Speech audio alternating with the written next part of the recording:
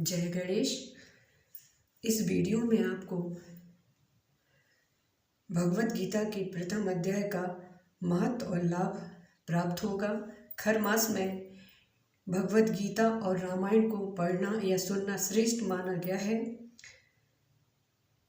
गीता में भगवान श्री कृष्ण ने रणभूमि में अर्जुन को ज्ञान दिया था, वह गीता में बताया गया है। तो प्रथम अध्याय का शुभारंभ करते हैं। श्री गीता उपनिषदों का सार है। महाभारत युद्ध के समय रणभूमि में भगवान श्री कृष्ण ने अर्जुन को जो ज्ञान दिया था वह गीता में बताया गया है। गीता में ऐसी बहुत सी बातें हैं जो मनुष्य को जीवन की कई कठिनाइयों को आसान बनाती हैं। इतना ही नहीं, गीता पढ़ने पर मनुष्य को बहुत सी नई जानकारियाँ भी मिलती हैं। साथ ही हर अध्याय के नियमित पाठ का अपना लाभ और महत्व है। भगवान शिव ने देवी पार्वती के गीता के पहले अध्याय के पाठ का जो महत्व बताया है वही यहाँ आपके लिए प्रस्तुत है। गीता के पहले अध्याय के महत्व को जानने से पहले जान लीजिए श्रीमद् भागवत गीता के प्रथम अध्याय की खास बातें। गीता के पहले अध्याय का नाम अर्जुन विषाद योग है। इस अध्याय में कुरुक्षेत्र के मैदान में उपस्थित बंधुओं और संबंधियों को सामने देखकर अर्जुन के मन में उठे विषाद और मन स्थिति का वर्णन किया गया है, जिसे संजय धृतराष्ट्र को बताते हैं। गीता का प्रथम अध्याय का महत्व। एक समय पार्वती जी ने पूछा, महादेव जी, किस ज्ञान के बल पर संसार के सब लोग आपको शिव कहकर पूजते हैं?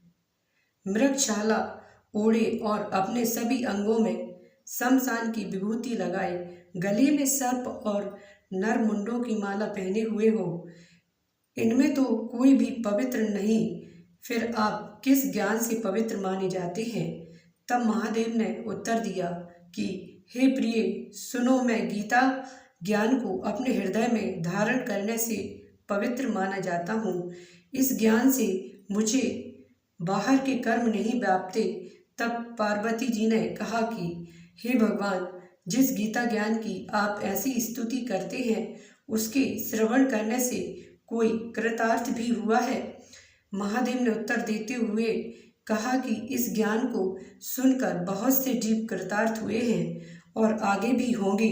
मैं तुम्हें एक पुरातन कथा कहता हूँ, तुम सुनो।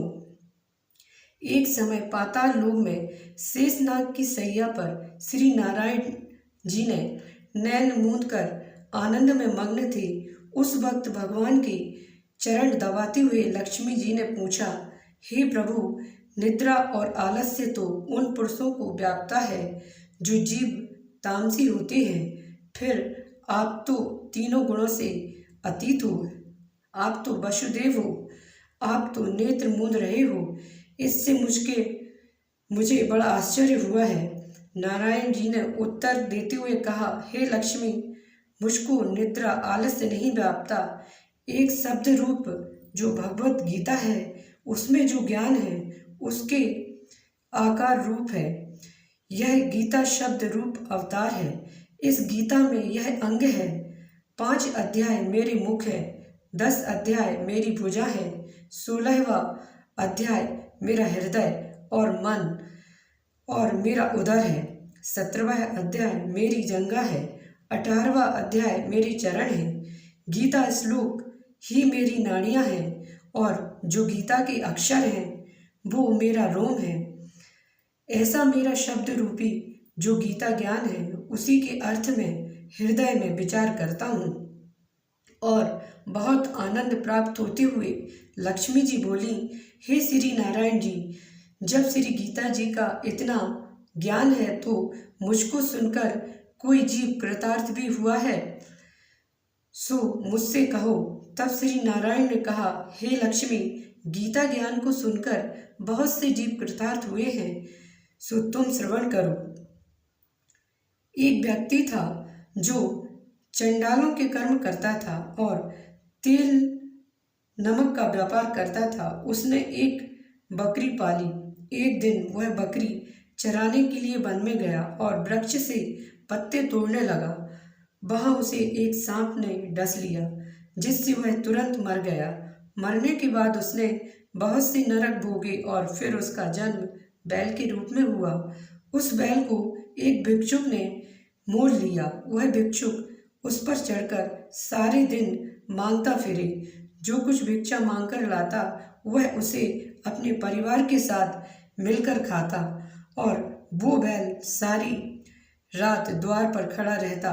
उसके खाने पीने का भी कोई ख्याल नहीं करता था, और सुबह होते ही बैल पर चढ़कर फिर मांगने निकल जाता। जब बहुत दिन हो गए तो वह बैल भूख से गिर गया, लेकिन उसके प्राण नहीं निकले।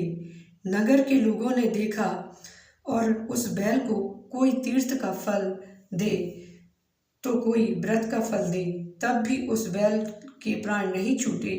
एक दिन गणिका आई। उसने लोगों से पूछा, यह कैसी भीड़ है? तो उन्होंने कहा कि इसके प्राण नहीं निकलते, उनके पुण्यों का फल दे रहे हैं तो भी इसकी मुक्ति नहीं होती है। तब गणिका ने कहा कि मैंने जो कर्म किया है उसका फल मैंने इस बैल को दे दिया है। इतना कहते ही बैल की मुक्ति हो गई। तब बैल ने एक ब्राह्मण के घर जन्म लिया। पिता ने उसका नाम सुशर्मा रखा।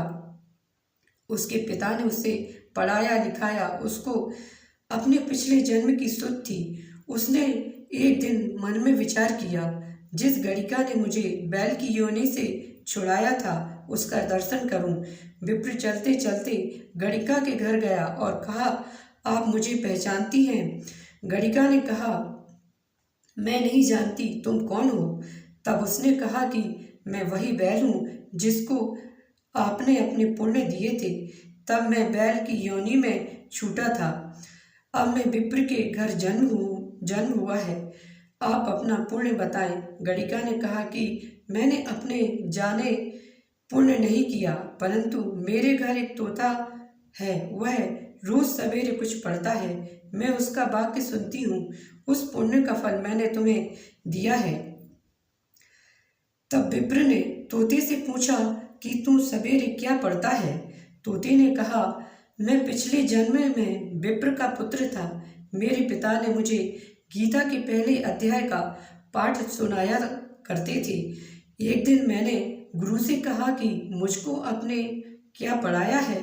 तब गुरुजी ने मुझे शाप दिया कि तू तोता बन जा। इसके बाद मैं तोता बन गया। एक दिन बहेलिया मुझे पकड़ ले आया और एक विप्र ने मुझे मोल ले लिया। वह विप्र भी अपने पुत्र को गीता का पाठ सिखाता था। तब मैंने भी यह पाठ सीख लिया। उसी दिन से विप्र के घर में चोर घुस गए। उन्हें धन तो प्राप्त नहीं हुआ, लेकिन वह मेरा पिंजरा उड़ा ले गए। उनकी यह गणिका मित्र थी। वह मुझे उसके पास ले आए। सो मैं नित्य प्रातः गीता के पहले अध्याय का पाठ करता हूँ, जिसे यह गणिका सुनती है। पर इस गणिका को समझ में नहीं आता जो मैं पढ़ता हूँ। वही इस गणिका ने तेरे निमित्त दिया था। वह गीता जी के पहले अध्याय का फल था। तब विप्र ने कहा कि हे तोते, तू भी विप्र है। मेरे आशीर्वाद से तेरा कल्याण हो। सो हे लक्ष्मी।